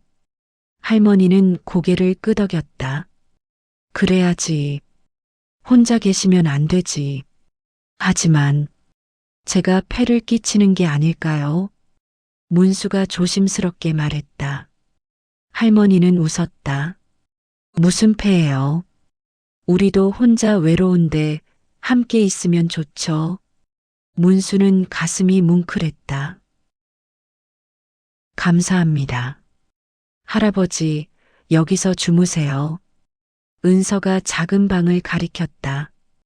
원래 은서와 준호가 쓰던 방이었다. 너희는? 저희는 거실에서 잘게요. 괜찮아요. 안 돼. 내가 거실에서 잘게. 할아버지는 편찮으셔서 침대에서 주무셔야 해요. 하지만 준호가 문수의 손을 잡았다. 할아버지, 우리 괜찮아요. 저 거실에서 자는 거 좋아요. 문수는 더 이상 반대할 수 없었다. 정말 고맙구나. 그날부터 문수는 은선의 집에서 살기 시작했다. 처음 며칠은 어색했다. 좁은 공간에 4명이 함께 사는 것은 쉽지 않았다. 하지만 조금씩 익숙해졌다. 문수는 아침 일찍 일어나 골목을 쓸었다. 할아버지, 안 하셔도 돼요. 괜찮아. 나도 뭔가 해야지. 점심에는 할머니와 함께 앉아 이야기를 나눴다. 요즘 아이들 키우기 힘드시죠? 힘들죠. 근데 애들이 있어서 제가 살아요. 저도 그래요. 애들이 있어서 제가 살아있는 것 같아요. 두 노인은 서로를 이해했다. 외로움을, 책임감을, 그리고 사랑을. 저녁이 되면 네 명이 함께 식사했다. 은서가 만든 소박한 밥상이었다. 하지만 누구보다 맛있었다.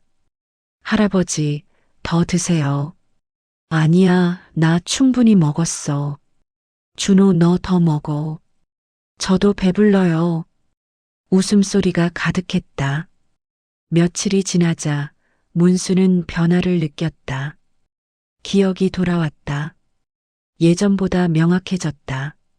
날짜도 잘 기억났고 사람 이름도 잊지 않았다. 왜일까? 문수는 생각했다. 그리고 깨달았다. 외롭지 않아서구나.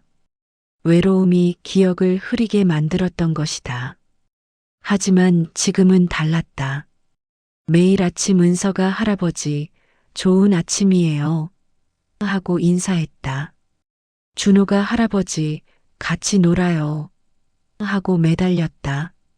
할머니가 오늘 기분이 어때요? 하고 물었다. 문수는 필요한 사람이었다.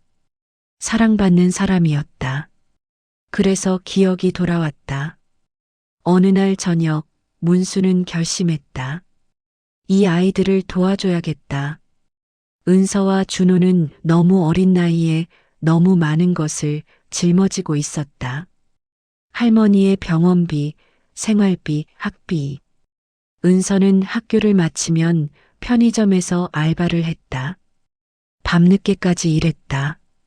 준호는 학원도 못 다녔다. 돈이 없어서 이건 아니야. 문수는 생각했다. 내가 도와줄 수 있어. 다음 날 문수는 은서에게 말했다. 은서야, 나 오늘 외출 좀 하고 올게.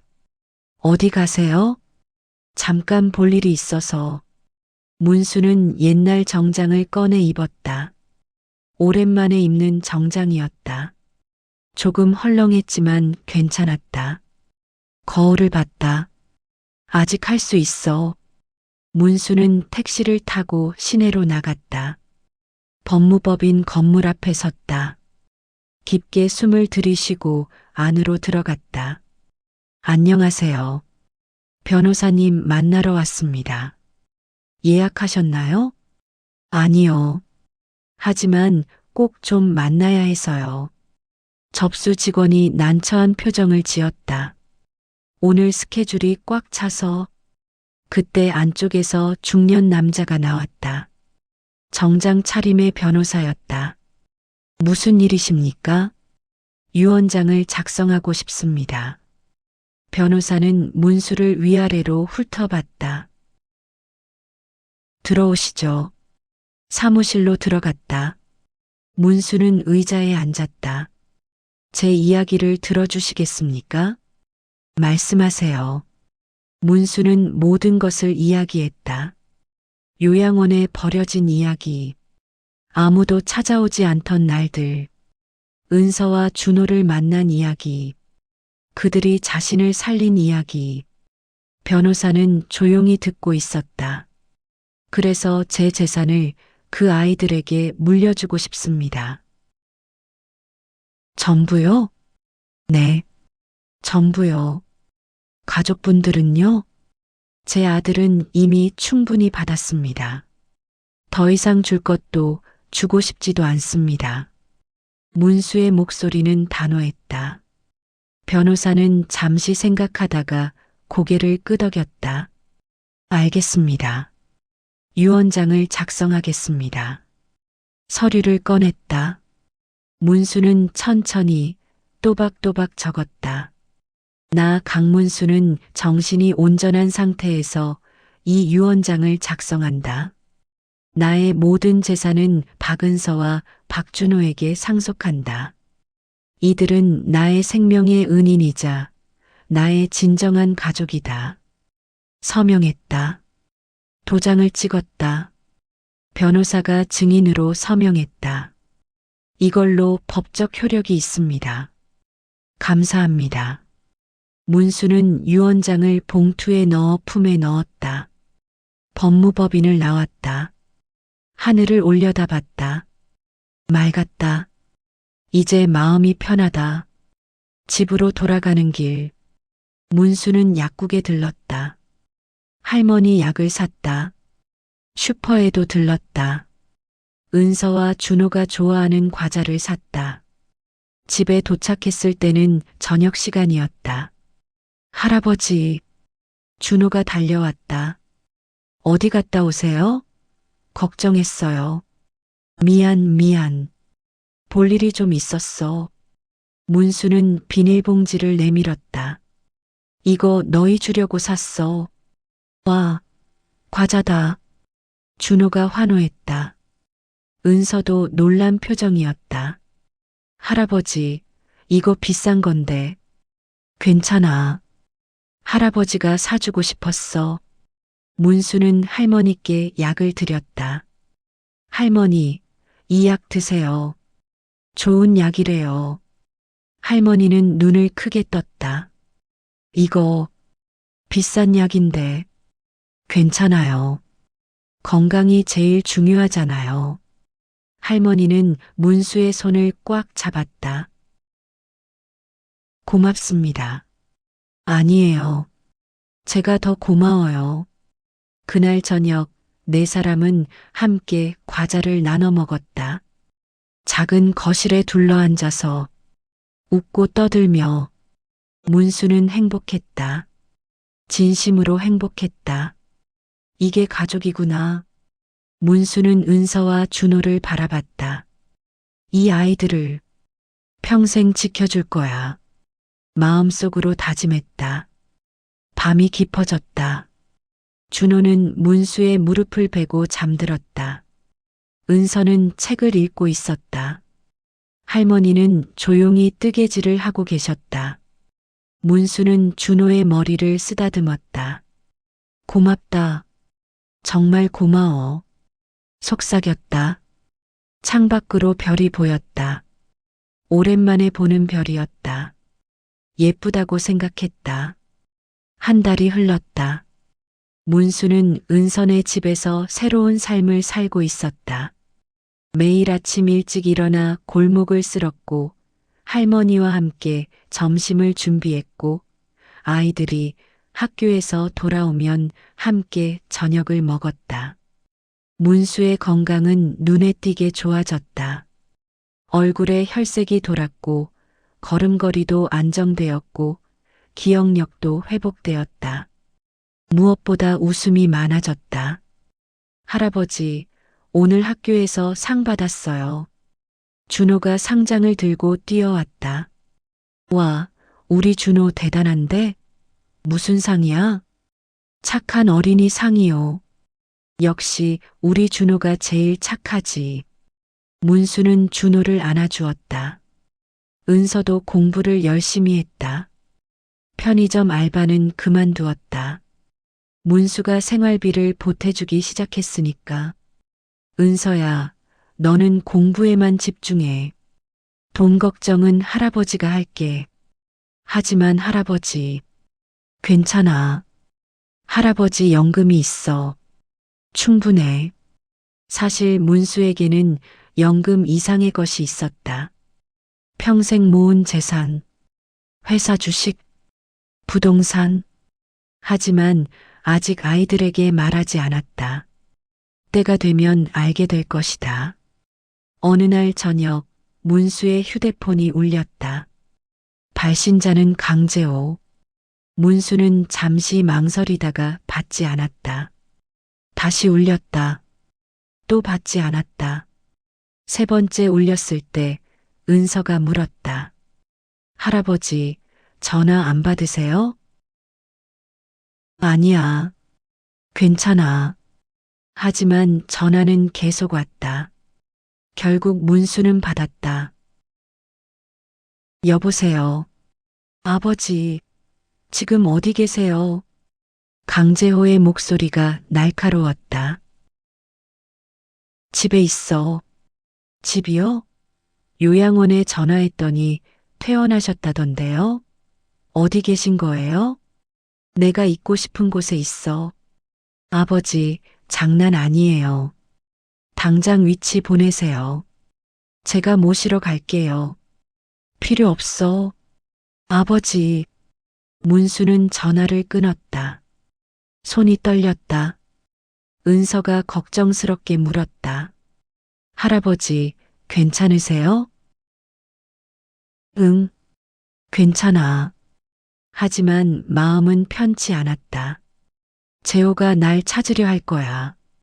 다음 날 오후, 문수는 산책을 나갔다. 골목을 천천히 걸었다. 동네 슈퍼 앞을 지나치는데 낯익은 차가 서 있었다. 검은색 세단. 문수는 멈칫했다. 차 문이 열렸다. 강재호가 내렸다. 아버지. 문수는 도망치고 싶었다. 하지만 다리가 움직이지 않았다. 재호가 빠르게 다가왔다. 아버지, 여기서 뭐 하세요? 왜 연락도 안 하시고? 나는 괜찮아. 괜찮다니요? 요양원에서 무단으로 나오시고 연락도 두절되고. 재호의 목소리에 짜증이 묻어났다. 나는 내가 있고 싶은 곳에 있을 권리가 있어. 아버지, 정신 차리세요. 치매 환자가 혼자 돌아다니면 어떡해요? 나는 치매 환자가 아니야. 문수의 목소리가 커졌다. 주변 사람들이 쳐다봤다. 재호는 당황한 표정으로 주변을 둘러봤다. 아버지, 여기서 이러지 마시고 일단 차에 타세요. 싫어. 아버지, 나는 안 가. 여기가 내 집이야. 무슨 소리예요? 여기가 무슨 집이에요? 그때 뒤에서 목소리가 들렸다. 할아버지. 은서와 준호가 달려왔다. 학교에서 돌아오는 길이었다. 무슨 일이에요? 은서가 물었다. 재호는 아이들을 보며 눈살을 찌푸렸다. 너희는 누구니? 저희는 할아버지랑 같이 사는. 같이 산다고? 재호의 표정이 굳었다. 아버지, 이게 무슨 일이에요? 이 아이들이 누구예요? 내 가족이야. 가족? 재호는 믿을 수 없다는 표정이었다. 아버지, 정신 차리세요. 저 애들이 무슨 가족이에요? 재호야, 이 아이들은 너희보다 훨씬 더 나를 가족처럼 대해줬어. 재호의 얼굴이 붉어졌다. 아버지, 지금 저한테 그런 말씀하시는 거예요? 사실을 말하는 거야. 너는 나를 요양원에 처박아 놓고 한 번도 찾아오지 않았잖아. 그건 바빠서 한 달 동안 단 한 번도. 재호는 할 말을 잃었다. 문수는 계속 말했다. 이 아이들은 매일 날 찾아왔어. 밥도 해주고 이야기도 들어주고 아플 때 병원에도 데려가 줬어. 너희가 해주지 않은 걸 다 해줬어. 하지만 아버지, 저 애들이 아버지 돈 때문에. 닥쳐. 문수의 목소리가 울렸다. 이 아이들은 내 돈을 원한 적이 없어. 그냥 날 필요로 했을 뿐이야. 재호는 입술을 깨물었다. 알겠어요. 하지만 아버지는 제대로 된 곳에서 케어를 받으셔야 해요. 제가 더 좋은 요양원을. 필요 없어. 나는 여기서 살 거야. 아버지. 재호야, 나는 더 이상 내 짐이 되고 싶지 않아. 그리고 너도 나를 짐으로 생각하지 않았으면 좋겠어. 재호는 아무 말도 하지 못했다. 문수는 은서와 준호의 손을 잡았다. 이 아이들이 내 진짜 가족이야. 이제 나는 이 아이들과 살 거야. 재호는 한참을 서 있다가 차로 돌아갔다. 문을 쾅 닫고 시동을 걸었다. 차는 빠르게 사라졌다. 문수는 깊게 숨을 내쉬었다. 은서가 조심스럽게 물었다. 할아버지, 괜찮으세요? 응, 괜찮아. 하지만 손은 여전히 떨리고 있었다. 준호가 문수의 손을 잡았다. 할아버지, 우리가 있어요. 우리가 할아버지 가족이에요. 문수는 준호를 안아주었다. 고맙다. 셋은 집으로 돌아왔다. 할머니가 걱정스러운 표정으로 기다리고 계셨다. 무슨 일 있었어요? 아니에요, 할머니.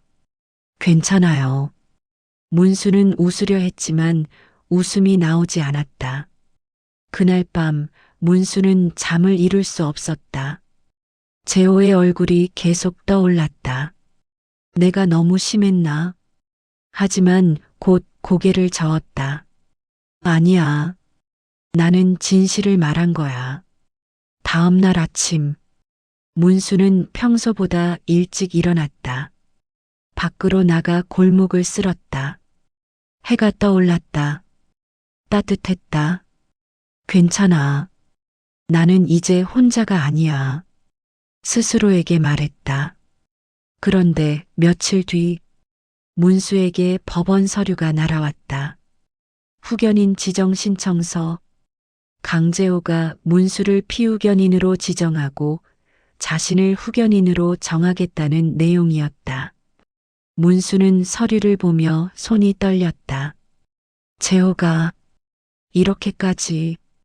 은서가 물었다. 할아버지, 무슨 서류예요? 아니야. 괜찮아. 하지만 괜찮지 않았다. 재호는 문수를 무능력자로 만들려 하고 있었다. 그렇게 되면 문수의 모든 재산이 재호의 관리 아래 들어간다.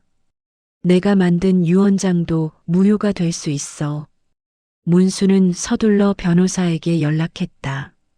저를 도와주실 수 있나요? 물론입니다. 법정에서 당신이 정상적인 판단 능력이 있다는 걸 증명하면 됩니다. 감사합니다. 문수는 전화를 끊고 깊게 숨을 들이쉬었다. 싸워야 해. 이 아이들을 위해서. 며칠 뒤 법정 날짜가 잡혔다. 문수는 정장을 차려입었다. 은서와 준호도 함께 가려 했다. 할아버지 혼자 안 돼요. 저희도 같이 갈게요. 고맙구나. 법원에 도착했다. 재호와 차미경이 이미 와 있었다. 재호는 문수를 보자마자 다가왔다. 아버지, 이러지 마시고 제 말 들으세요. 제가 아버지를 잘 모실게요. 넌 날 모실 생각이 없었잖아. 그건, 재호야, 나는 내 허락이 필요 없어. 나는 내 삶을 살 거야. 재판이 시작되었다. 판사가 물었다. 강문수 씨 현재 거주지와 생활 상태에 대해 말씀해 주세요. 문수는 차분하게 대답했다. 저는 현재 박은서, 박준호 남매와 그들의 할머니와 함께 살고 있습니다. 건강도 많이 좋아졌고 정신도 또렷합니다. 재호 측 변호사가 질문했다. 하지만 치매 진단을 받으셨죠? 초기 치매 진단을 받았습니다. 하지만 현재는 증상이 많이 완화되었습니다. 증거가 있습니까?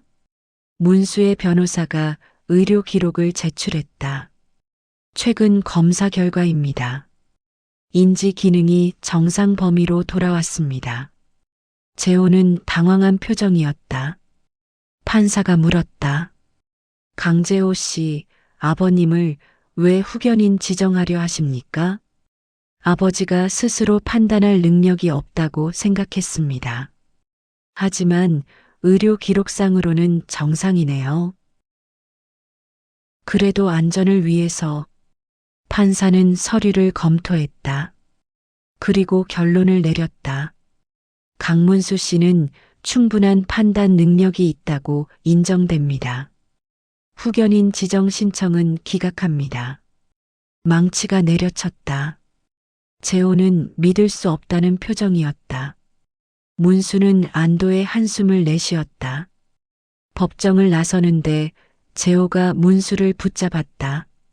아버지, 정말 이러실 겁니까?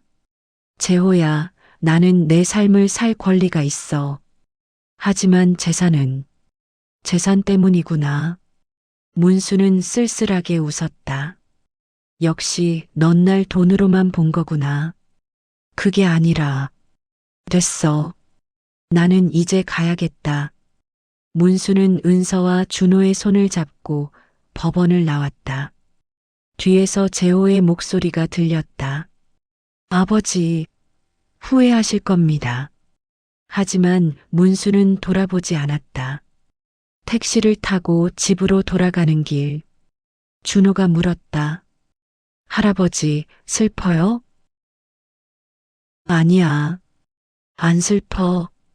하지만 눈에는 눈물이 맺혀 있었다. 은서가 문수의 손을 잡았다. 할아버지, 우리가 있어요. 문수는 은서의 손을 꽉 잡았다. 고맙다. 너희가 있어서 내가 살아. 집에 도착했다. 할머니가 마중 나와 계셨다. 어떻게 됐어요? 이겼어요. 다행이네요. 넷은 거실에 둘러앉았다. 문수는 품에서 서류 봉투를 꺼냈다. 얘들아, 할아버지가 줄 게 있어. 뭐예요? 이건 유언장이야. 은서와 준호는 눈을 크게 떴다. 유언장이요? 응. 할아버지가 죽으면 할아버지 재산은 전부 너희한테 가. 아니에요, 할아버지. 그런 거 들어봐. 할아버지는 너희에게 빚진 사람이야. 너희가 날 살렸어. 그러니까 이건 당연한 거야. 은서는 눈물을 흘렸다. 저희는 할아버지 돈 때문에 도와드린 게 아니에요. 알아. 그래서 더 주고 싶은 거야. 문수는 아이들을 안아주었다. 너희는 내 진짜 가족이야. 혈연보다 더 가까운. 그날 밤 문수는 편안하게 잠들었다. 오랜만에 악몽 없이. 법정에서 패한 뒤 강재호는 집으로 돌아왔다. 차미경이 조심스럽게 물었다. 여보, 어떻게 할 거예요? 모르겠어. 아버지가 완전히 돌아서셨어. 재호는 소파에 주저앉았다. 그 애들, 분명히 아버지 돈을 노리는 거야. 그럼 어떡해요? 유언장까지 썼다면서요? 법적으로 다툴 수 있어. 아버지가 정신이 온전하지 않을 때 쓴 거라고 주장하면 돼. 차미경은 고개를 끄덕였다. 그래요. 우리가 정당한 상속자예요. 그 애들한테 빼앗기면 안 되죠. 재호는 변호사에게 다시 연락했다. 유언장 무효 소송 준비해 주세요. 하지만 승소 가능성이 낮습니다. 법원에서 이미 강문수 씨의 판단 능력을 인정했으니까요. 상관없어요. 일단 해보는 거죠. 며칠 뒤 재호는 회사에서 긴급 이사회를 열었다. 회장 취임을 앞두고 있었기 때문이다. 강재호 대표이사의 회장 취임건에 대해 논의하겠습니다. 안건이 상정되었다. 하지만 분위기가 이상했다. 이사들이 서로 눈치를 보고 있었다. 한 이사가 조심스럽게 입을 열었다. 대표님, 최근 창업주이신 강문수 회장님과의 불화설이 있던데 사실인가요? 그건 개인적인 문제입니다. 하지만 언론에 나왔습니다. 아버님을 요양원에 방치했다는 기사가. 재호는 당황했다. 누가 그런 기사를. 그리고 아버님을 후견인 지정하려다 법원에서 기각당했다는 것도 알려졌습니다. 그건 아버지를 보호하기 위한 보호요? 아니면 재산 관리를 위한 건가요? 이사들의 시선이 차갑게 변했다. 창업주를 그렇게 대한 사람이 회장이 되어서 회사를 제대로 이끌 수 있을까요? 재호는 할 말을 잃었다. 결국 이사회는 표결에 들어갔다. 강재호 대표의 회장 취임을 반대합니다. 반대합니다. 반대합니다. 찬성표는 단 2표뿐이었다. 재호는 믿을 수 없었다. 이사님들, 제가 이 회사를 위해 얼마나. 대표님, 실력은 인정합니다. 하지만 인품은 인정할 수 없습니다. 회장 취임은 보류하겠습니다. 재호는 회의실을 나왔다. 주먹을 쥐었다. 아버지 때문에 이렇게 된 거야. 집에 돌아와 차미경에게 말했다. 회장 취임이 무산됐어. 뭐라고요? 아버지 일 때문에 이미지가 나빠졌대. 언론에 다 나갔어. 차미경은 얼굴이 하얗게 질렸다. 그럼 어떡해요? 우리 계획이. 모르겠어. 일단 아버지를 설득해야 해. 재호는 다시 문수를 찾아갔다. 은선의 집 앞에 차를 세웠다. 좁은 골목, 낡은 반지하 집. 재호는 비웃음이 나왔다. 아버지가 이런 데서 산다고? 초인종을 눌렀다. 문이 열렸다. 은서가 나왔다. 누구세요? 나 강재호야. 아버지 계시니? 은서의 표정이 굳었다. 할아버지는 안 계세요. 언제 오시는데? 모르겠어요. 재호는 짜증이 났다. 야, 너희들. 우리 아버지한테 뭘 한 거야? 네. 우리 아버지 돈 노리고 접근한 거 다 알아. 당장 손 떼. 은서는 눈물이 날 것 같았다. 하지만 참았다. 저희는 할아버지 돈 때문에 도와드린 게 아니에요. 거짓말하지 마. 가난한 애들이 갑자기 노인한테 잘해주는데 이유가 뭐겠어? 저희는 진심이에요. 은서의 목소리가 떨렸다. 그때 뒤에서 문수의 목소리가 들렸다. 재호야, 그만해. 문수가 골목을 걸어오고 있었다. 아버지. 재호가 다가갔다. 아버지, 제발 정신 차리세요. 저 애들이 아버지를 이용하는 거예요. 아니야. 이 아이들은 진심이야. 아버지. 재호야, 너는 날 언제 진심으로 대해줬니? 요양원에 보낸 뒤로 한 번이라도 찾아왔니? 재호는 할 말을 잃었다. 그건 바빠서. 맨날 바빠. 맨날 회사 일이 더 중요해. 나는 내 인생에서 짐일 뿐이야. 아버지, 그게 아니라. 됐어. 이제 그만 가봐. 나는 여기서 행복해. 재호는 주먹을 쥐었다. 좋아요. 그럼 아버지 마음대로 하세요. 하지만 재산은 제가 지킬 겁니다. 그래. 해봐. 재호는 차에 올라 떠났다. 문수는 깊게 한숨을 쉬었다. 은서가 다가와 물었다. 할아버지, 괜찮으세요? 응, 괜찮아. 하지만 마음은 편치 않았다. 그날 밤 문수는 잠을 이루지 못했다. 재호의 얼굴이 계속 떠올랐다. 내가 너무 냉정했나? 하지만 곧 고개를 저었다. 아니야. 재호가 먼저 날 버렸어. 며칠 뒤, 재호는 회사에서 또 다른 문제에 직면했다. 주요 거래처에서 연락이 왔다. 강 대표님, 죄송하지만 이번 계약은 취소하겠습니다. 왜요? 이미 다 합의된 건데. 회사 이미지 문제 때문입니다. 창업주를 그렇게 대한 회사와 거래하기는. 잠깐만요. 하지만 전화는 끊겼다. 다른 거래처에서도 비슷한 연락이 왔다. 재호는 패닉에 빠졌다. 이게 무슨 일이야? 차미경이 물었다. 여보, 회사 어떻게 된 거예요? 망하고 있어. 아버지 때문에. 그럼 어떡해요?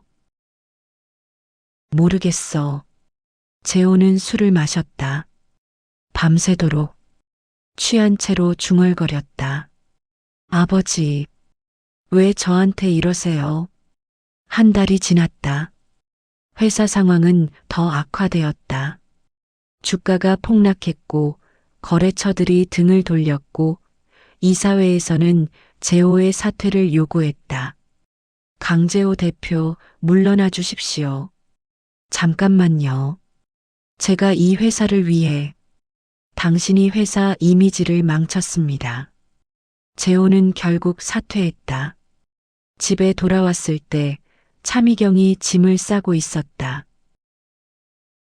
뭐 하는 거야? 이혼하겠어요. 뭐? 당신 이제 아무것도 없잖아요. 회장도 못 되고 회사에서도 쫓겨나고. 여보, 미안해요. 저도 제 인생이 있어요. 차미경은 짐을 들고 집을 나갔다. 재호는 멍하니 서 있었다. 모든 것이 무너졌다. 회사, 가족, 꿈, 전부. 재호는 소파에 주저앉아 울었다. 내가 뭘 잘못한 거야? 하지만 대답은 없었다. 며칠 뒤, 재호는 술에 취해 문수를 찾아갔다. 은선의 집 앞에 비틀거리며 섰다. 아버지, 소리쳤다. 문이 열렸다. 문수가 나왔다. 재호야, 아버지, 저 망했어요. 다 망했어요. 재호는 무릎을 꿇었다. 제발, 도와주세요. 아버지 재산만 있으면 다시 시작할 수 있어요. 문수는 아들을 내려다봤다. 가슴이 아팠다. 하지만 고개를 저었다. 재호야, 그건 안 돼. 왜요? 저 아버지 아들이잖아요. 아들이면 아버지를 버리지 말았어야지. 재호는 울먹였다. 제가 잘못했어요. 다 제 잘못이에요. 제발. 문수는 재호를 일으켜 세웠다. 재호야, 돈으로 다시 시작하는 건 의미가 없어. 내가 진짜 바뀌어야 해. 그럼 어떻게 해요? 처음부터 다시 시작해. 돈 없이, 스스로 힘으로. 하지만 그게 내가 배워야 할 거야. 아버지가 처음 시작했을 때처럼. 재호는 고개를 숙였다. 죄송합니다. 가봐. 그리고 진짜 내 힘으로 살아봐. 재호는 비틀거리며 떠났다. 문수는 그 뒷모습을 오래 바라봤다. 은서가 옆에 와서 섰다. 할아버지, 괜찮으세요? 응, 괜찮아. 슬프시죠? 응, 슬퍼. 문수는 눈물을 닦았다. 하지만 어쩔 수 없어. 재호는 스스로 배워야 해. 그날 밤, 문수는 거실에 앉아 있었다. 준호가 다가와 안겼다. 할아버지, 저희가 있어요. 고맙다. 은서도 옆에 앉았다. 할아버지, 저희가 할아버지 진짜 가족이에요. 그래. 너희가 내 진짜 가족이야. 할머니도 나오셨다. 다 같이 차나 마셔요. 넷은 거실에 둘러앉았다. 따뜻한 차를 마시며 이야기를 나눴다. 창밖으로 눈이 내리기 시작했다. 그 겨울보다 더 아름다운 눈이었다. 문수는 생각했다. 나는 행복해. 진짜 행복해. 몇 달이 흘렀다. 봄이 왔다. 문수는 은서와 준호를 위해 새로운 계획을 세웠다. 할머니의 병원비를 모두 지원했다. 할머니는 건강을 많이 회복하셨다. 준호는 학원을 다니기 시작했다. 수학, 영어, 피아노. 준호가 하고 싶어 하는 모든 걸 할 수 있게 해줬다. 은서는 공부에만 집중할 수 있게 되었다. 편의점 알바를 그만두고 학교와 도서관을 오갔다. 성적이 올랐다. 전교 10등 안에 들었다. 할아버지, 저 장학금 받았어요. 은서가 상장을 들고 뛰어왔다. 우리 은서 대단한데. 문수는 은서를 안아주었다. 할아버지, 저 대학 갈 수 있을 것 같아요. 당연하지. 너는 뭐든 할 수 있어. 은서는 눈물을 흘렸다. 할아버지 덕분이에요. 아니야. 내 노력 덕분이야. 준호도 학교에서 상을 많이 받았다.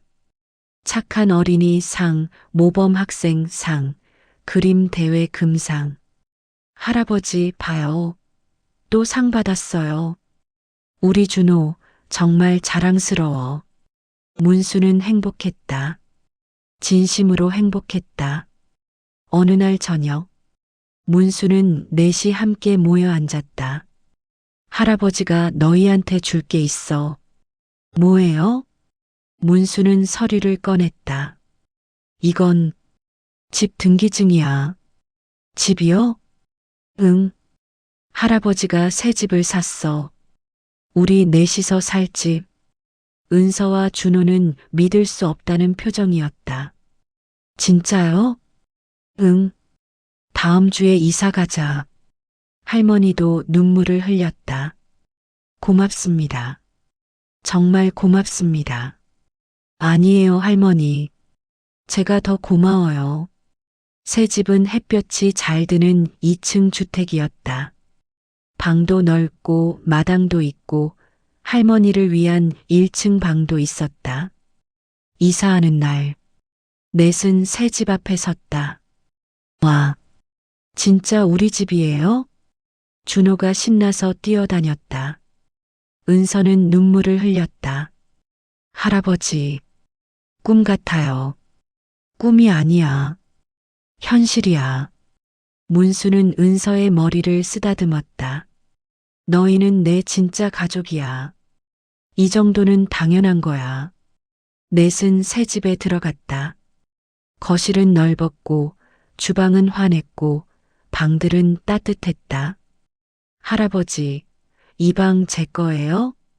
응, 내 방이야. 준호는 신나서 방을 이리저리 둘러봤다. 은서도 자기 방을 구경했다.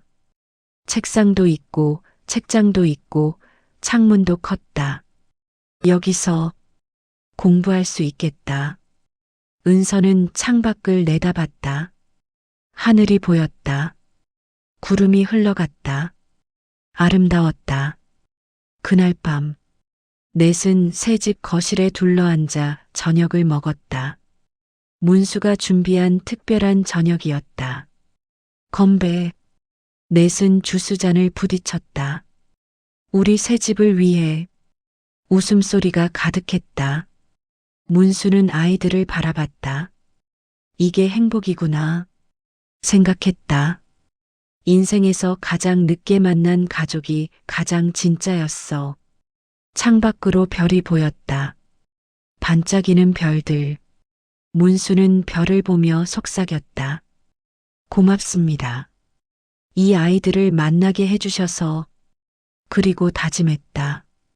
평생 이 아이들을 지킬 거야. 끝까지. 봄바람이 불었다. 따뜻한 바람이었다. 새로운 시작을 알리는. 이야기가 재밌으셨다면 좋아요를 눌러주세요. 감사합니다. 항상 건강하고 행복하세요.